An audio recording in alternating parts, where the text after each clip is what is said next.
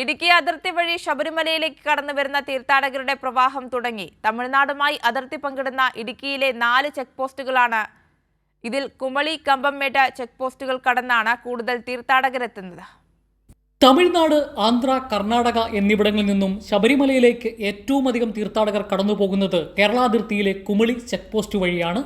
ഇതുവഴി തീർത്ഥാടകരുടെ തിരക്കാരംഭിച്ചു. നൂറുകണക്കിന് വാഹനങ്ങളാണ് ഇതുവഴി കടന്നുപോകുന്നത്.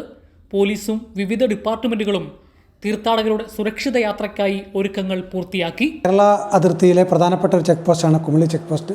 അപ്പോൾ ഏറ്റവും കൂടുതൽ അയ്യഭക്തർ കടന്നു പോകുന്ന ഒരു ചെക്ക് പോസ്റ്റാണ് കുമളി ചെക്ക് പോസ്റ്റ്.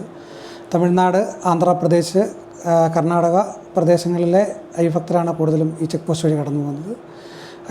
അയ്യഭക്തരുടെ സുരക്ഷയെ മുൻനിർത്തി ഈ ചെക്ക് പോസ്റ്റിനോട് ചേർന്ന് തന്നെ 65ഓളം പോലീസ് ഉദ്യോഗസ്ഥർ നിയോഗിച്ചിട്ടുണ്ട്.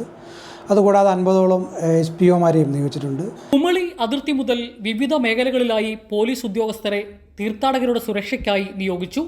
മോട്ടോർ വാഹന വകുപ്പ്, എക്സൈസ്, ഫോറസ്റ്റ് തുടങ്ങിയ ഡിപ്പാർട്ട്മെന്റുകളും തീർത്ഥാടകർക്കായി സൗകര്യങ്ങളൊരുക്കും. വാഹനങ്ങളിലും കാൽനടയായും ശബരിമലയിലേക്ക് പോകുന്ന തീർത്ഥാടകരുണ്ട്. തീർത്ഥാടനകാലം അവസാനിക്കുന്നതുവരെ തീർത്ഥാടകർക്കായി ചെക്ക് പോസ്റ്റുകളിൽ 24 മണിക്കൂറും ഉദ്യോഗസ്ഥരുടെ സേവനം ലഭ്യമാക്കും. കൈരളി ന്യൂസ്, ഇടുക്കി.